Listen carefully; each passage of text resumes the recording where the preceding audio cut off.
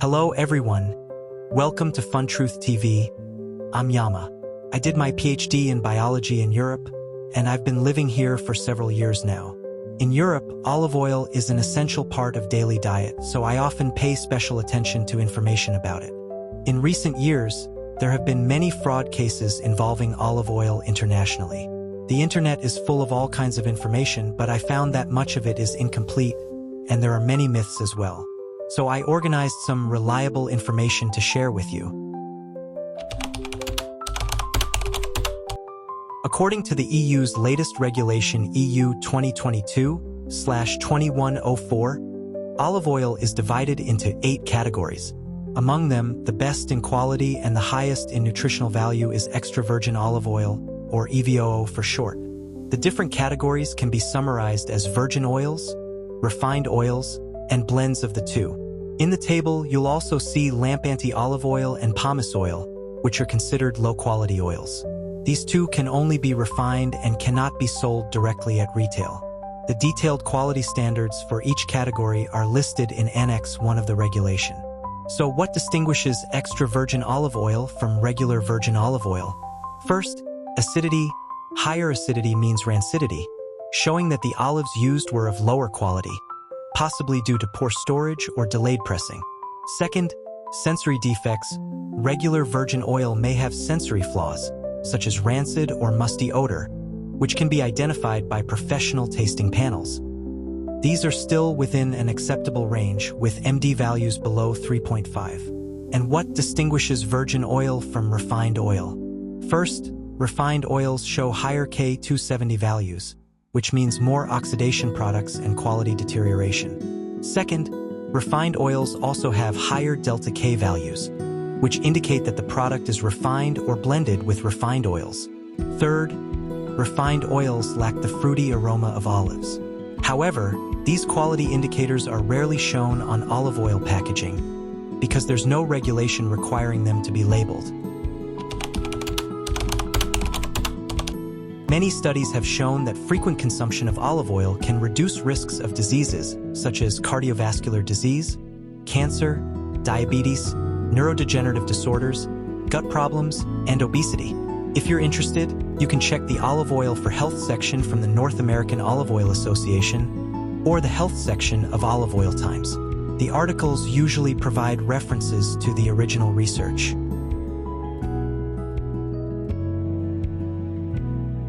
But keep in mind, most of these health studies are statistical. They often show correlation, but it is difficult to prove direct causation.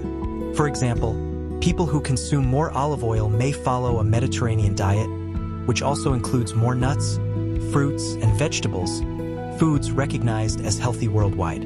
It is also possible that people who consume olive oil simply pay more attention to their health in general, meaning they also exercise regularly and maintain healthy lifestyles.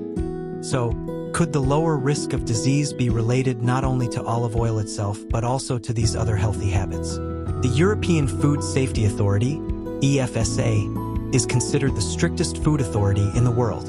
In Europe, if a food wants to carry a health claim on its packaging, it must pass EFSA's strict review.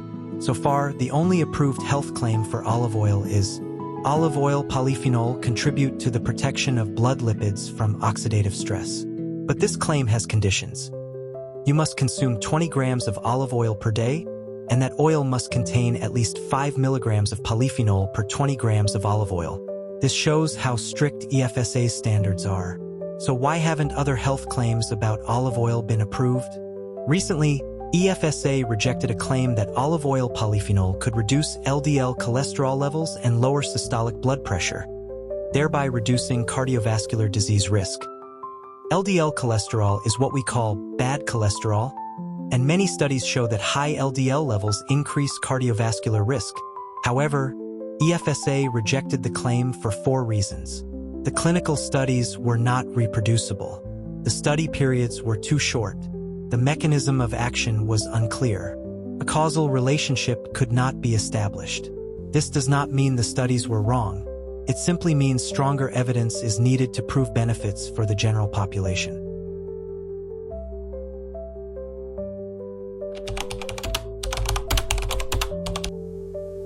Most olive oil production is concentrated in the Mediterranean region of Europe. There is also some production in the Americas, Africa, and Asia, but the quantities are much smaller. According to the International Olive Council, global production for 2024 to 2025 is forecasted at 3.38 million tons. The main producing countries are Spain, Italy, Greece, Portugal, Tunisia, and Turkey. If you look at recent years, global production has been dropping since 2021 to 2022, until 2024.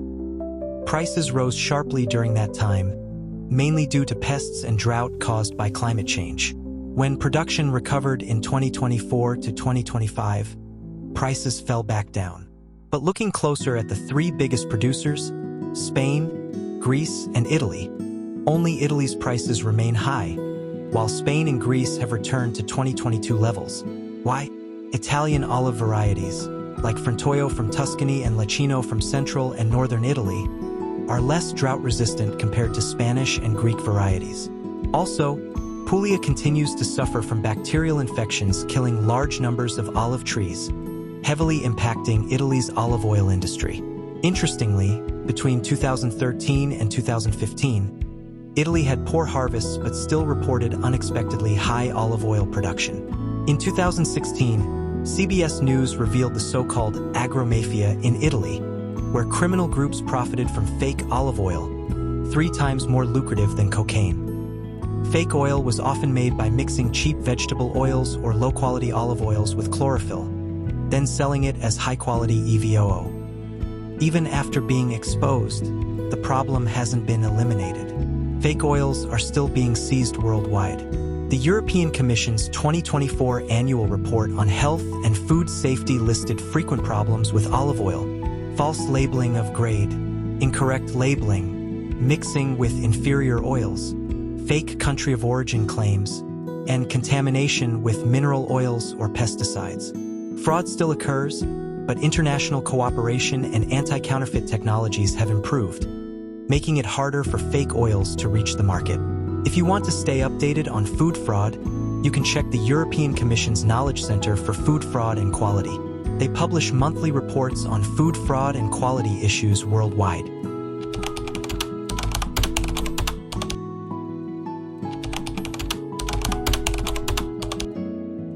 Now, let's look at a real example.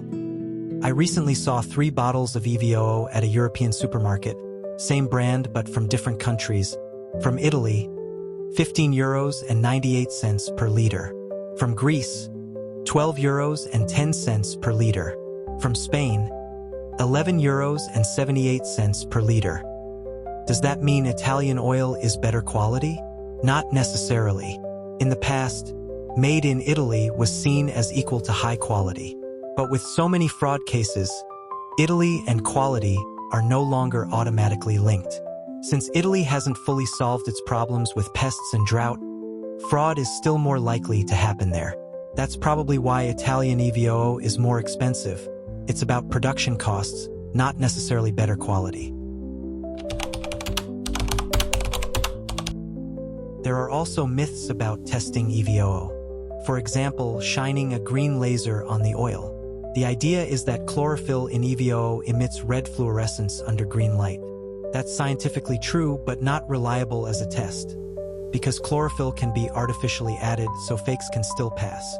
Also, not all EVOOs have high chlorophyll levels.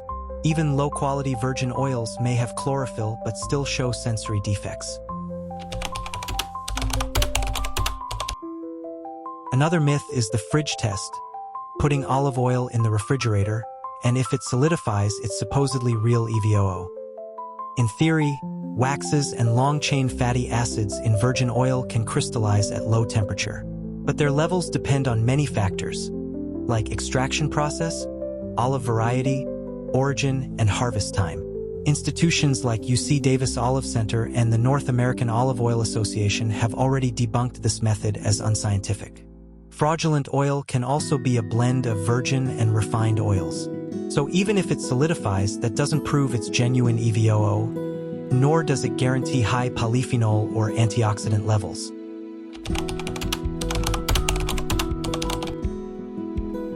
In 2023, Italy's Anti-Fraud Institute reported that 33% of fake agricultural products involved misuse of PDO, protected designation of origin, labels. In 2024, the Italian Mint IPZS introduced new anti-counterfeit labels with features like watermarks, fluorescent fibers, microtext, special ink, and QR code traceability. But note, different Italian olive oil consortia use different label styles depending on region.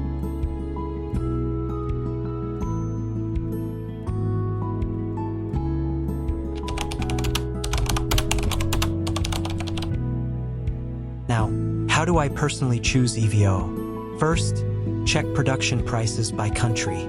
I use the International Olive Council website. If a country has good harvests and lower production costs, the chance of fraud is lower.